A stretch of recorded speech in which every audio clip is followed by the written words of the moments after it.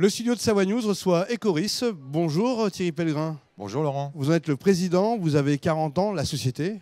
Ah, si j'avais 40 ans, ce serait bien. Ah mais dans votre tête, vous avez sans doute 20 ans avec tous les jeunes que vous côtoyez. Forcément, ça maintient jeune. 1200 étudiants quand même qui passent par Ecoris chaque année.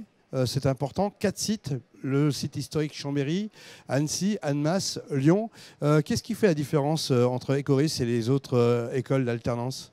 Je crois que c'est qu'on s'occupe d'eux en quelque sorte, hein, on ne se moque pas d'eux, on leur fait une formation qui correspond au métier qu'ils visent et on fait évoluer nos formations justement en fonction de ces métiers. Alors vous êtes aussi le président du réseau Scolis. Scolis, c'est quoi? C'est 50 écoles comme les vôtres qui se réunissent régulièrement?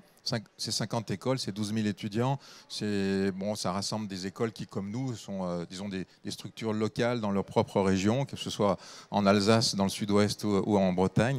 Et toutes ces écoles ont des points communs qui sont nos diplômes finalement, puisqu'elles mettent en œuvre les mêmes diplômes, certes sous leur propre enseigne qui peut être différente d'Ecoris.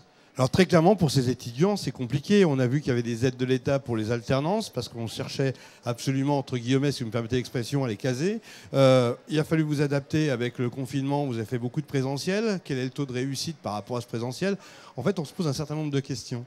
Non, je pense que le distanciel, puisque nous, dès le 12 mars, 13 mars, on a tout fait nos cours à distance. Ça s'est bien passé. Enfin, j'avais encore hier au soir des jurys d'examen avec le retour des étudiants et ils étaient très contents finalement, même surpris que ça ait pu se passer tout aussi bien. Après, forcément, rien ne remplace le présentiel. Ça se saurait si l'e-learning était aussi efficace, ou en tout cas le distanciel.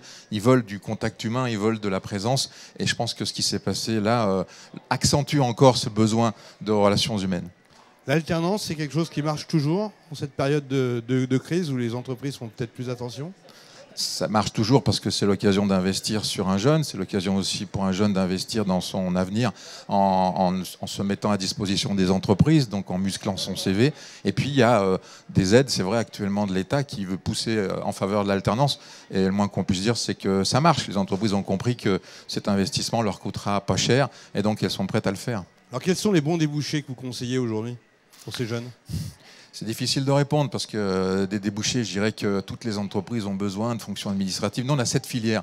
Les fonctions administratives, les fonctions commerciales, les fonctions de gestion et de comptabilité, la logistique, l'informatique, et après 2 filières un peu plus spécifiques comme la banque ou l'immobilier, enfin banque et assurance et immobilier. Donc là-dedans, nous, si on fait de l'alternance, c'est parce que derrière, il y a des demandes d'entreprises pour prendre des jeunes et donc il y a des métiers, il y a des besoins.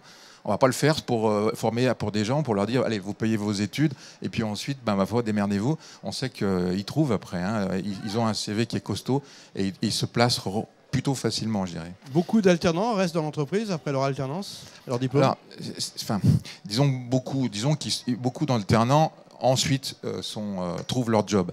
Après, il y a ceux qui souhaitent rester dans l'entreprise où ils étaient. Ça dépend de la relation qui s'est installée entre l'étudiant et son manager.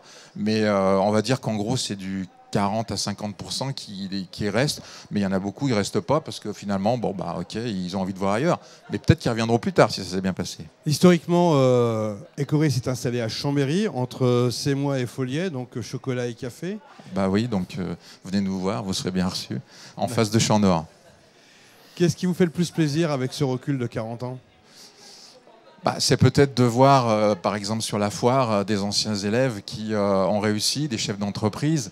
On a par exemple ici Synapse qui est à côté, voilà, le patron c'est un ancien de l'école. C'est de voir des gens qu'on retrouve et qui, ma foi, sont quelque part fiers d'avoir fait un parcours chez nous et ça a contribué, disons, à structurer leur avenir professionnel. Et donc on est content de les revoir. C'est peut-être ça aussi. Et puis c'est de rester jeune avec des jeunes qui nous maintiennent un peu sous le feu. 40 ans, c'est toute une histoire, mais c'est aussi l'avenir. Comment vous la voyez pour Ecoris? L'avenir, c'est de toute façon de s'adapter à l'évolution des métiers. Donc il faut rester dans l'air du temps, en quelque sorte. Ça veut dire s'adapter à la technologie, ça veut dire s'adapter à l'évolution des mentalités. C'est sans cesse se mettre à l'épreuve du feu, mais c'est notre métier depuis 40 ans, donc on ne va pas non plus se voiler la face, on va continuer. Merci Thierry d'être venu sur notre plateau et puis bonne rentrée qui est déjà bien entamée. Merci Laurent, continuez bien, bonne foire. Ciao.